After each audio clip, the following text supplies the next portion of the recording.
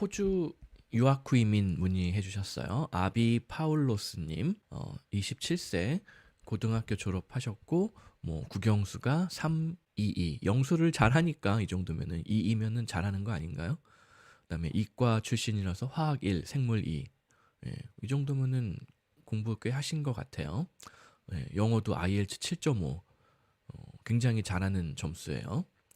그다음에 저도 옛날에 그 호주에서 대학원 다니면서 직장 생활했을 때 IELTS를 태어나서 처음 쳤는데 그때 7788 나왔거든요. 그게 IELTS 7.5란 말이에요. 그걸로 여태까지 먹고 사는 거예요, 제가.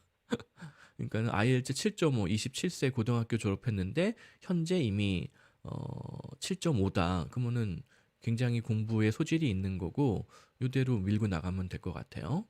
뭐 학비, 방값, 생활비 뭐 이해가 안 되네요, 이게 제가. 4년 가용자금 2억이 지방 캠퍼스라서 싸고 장학금이 많아서 이걸 돈을 누가 준다는 건가요? 이 부분 제가 이해가 안 되네요. 그다음에 당연히 아직 싱글이시고 희망 커리어는 임상병리사 졸업 후 임상병리사 및 연구원 호주 임상병리과 메디컬 레버러토리 사이언스 혹은 약대 뭐로 할까요? 수능 표준 점수로 둘 다 갈 수 있음. 어디를 갈 수 있다는 거죠, 이게?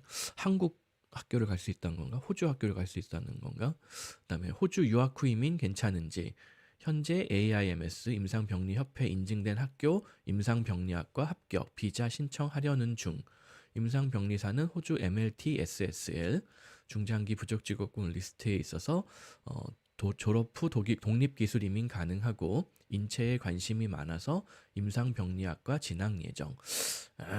이론적으로는 이게 가능할 수가 있는데 제가 호주 이민 업무를 시작한 지가 2000년 정도부터인데 그 다음에 호주 이민이 거의 폭망해가지고 많이 다루지 않은 것도 있기는 있지만은 임상병리사 과정을 졸업해서 취업 이민, 독립기술 이민 이거를 통과한 사람을 단 한 명도 본 적이 없어요. 안타깝지만.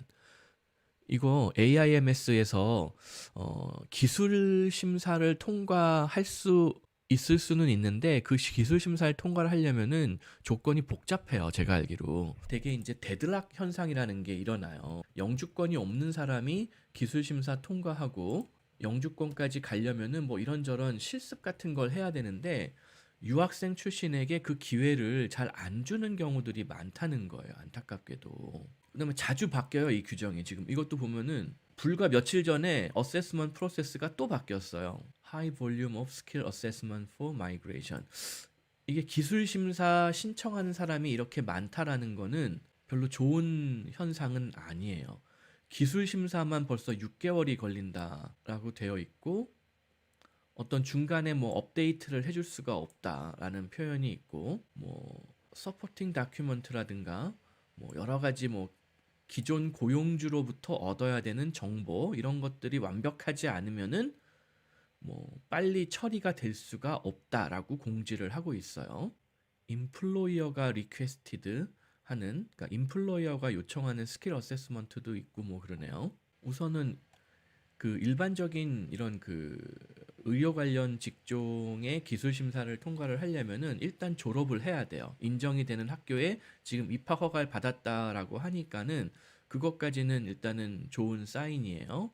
좋은 사인이고 그다음에 그것만 가지고 그 기술 심사를 통과할 수 있느냐 이거를 다시 한번 체크를 해봐야 되는데 무슨 뭐 경력이 또 거기에 추가가 돼야지만 뭐 무슨 뭐 프로페셔널한 익스피리언스 뭐 이런 게 추가가 돼야지만 인정이 된다. 여기 보면 프로페셔널 이그제미네이션 for migration이라고 또 별도의 항목이 있잖아요. 프로페셔널 이그제미네이션. 설마 시험을 또 따로 친다는 건 아니겠죠? 아후 있네요. 예. 7섹션에 대한 시험을 따로 본대요. 그냥 제가 옛날에 호주에서 영주권 받던 시절에는 저는 그 IT 분야로 기술 심사를 통과했거든요. 그냥 대학원 1년 그레듀에이트 디플로마 다닌 걸로 그냥 컴퓨터 협회에 그 다녔다라는 학교에 확인서만 보내면은 쉽게 기술 심사가 통과가 가능했었어요. 그런데 지금 이 그 호주의 임상병리사 이민 목적상의 임상병리사 이거는 물론 호주에서 공부를 해서 유니버시티 어크리디테이션 어크리디테이션 이거 뭐라고 읽어야 되지? 이걸 그 어크레딧이 된 대학교 학위가 있으니까 이런 복잡한 시험을 안 거쳐도 될 것 같기는 한데 제가 확실하게 모르겠어요. 이걸 더 읽어봐야 되기는 할 것 같은데 그 유학생이라도 그 이런 어크레딧을 받은 그레듀에이트는 바로 시험 없이도 인정이 될 것 같기는 하네요. 여기 내용을 보니까. 근데 어떤 함정이 있는지는 저도 잘 모르겠어요. Professional Examination for Migration. 예. 그러니까 하여튼 이런 게 조금 복잡해요. 이런 임상병리사의 기술 심사가 그 대학만 졸업을 하면은 바로 확실하게 인정이 될 건지, 그다음에 이게 대학이 한국의 전문대의 임상병리사하고 달리 기간이 길어요. 이게 공부 기간이 몇 학기죠? 예를 들어서 이게 별로 다들 어느 학교를 봐야 되지? 뭐 RMIT의 학교 과정을 하나 찾아볼까요? 예를 들어서 이게 한 4, 5년 과정 될 것 같은데 3년짜리 과정인지 4년 과정이네요. 호주 같은 경우에는 대부분 3년 과정이거든요.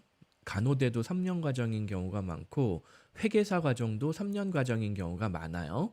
근데 또 유독 이 과정은 4년을 공부해야 되니까. 그다음에 지방 캠퍼스라는 게 아마 그 호주 대학에 조금 이제 시골 동네에 있는 캠퍼스에 입학 허가를 받으셔서 요새 그런데 지금 정원이 잘 안 차거든요. 호주에 이제 중국하고 관계도 좀 안 좋아지고 중국 유학생들도 많이 줄어들고 그래서 호주에 있는 대학들이 지방에 있는 대학들이 사실은 문을 닫느니 마느니 막 그런 경우들이 많아요. 그래서 아마 장학금을 조금 뭐 이렇게 저렇게 할인해 주면서 학비를 그 유학생을 유치하고 있는 중일 거예요. 그래서 이론적으로는 한번 시도해 볼 수 있는 게 맞는데 제가 봤을 때는 굉장히 여러 가지 숨겨진 히든 obstacle이 많을 가능성이 크다. 아까도 그 기술 심사 내용만 봤는데도 굉장히 여러 가지 그 애매모호한 부분들이 많거든요.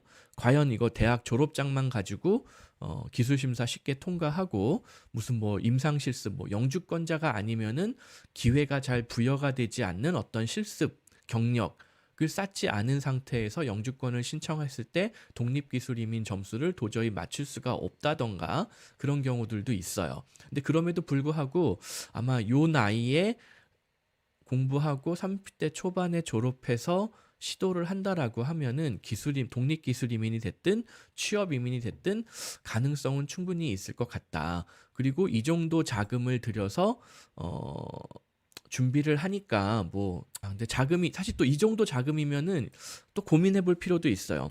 미국에도 뭐 비슷한 기회들이 있을 수가 있거든요. 그래서 아무튼 이론적으로는 가능성이 있을 것 같아요. 다만 실질적으로 이 커리어 패스를 추구하다가 여러 가지 예상치 못했던 장애물을 만날 가능성이 많다. 왜 그렇게 생각하느냐? 제가 지난 20년 동안 이 과정, 임상병리 전공으로 호주에서 취업하고 영주권 받았다는 사람을 본 기억이 없어요.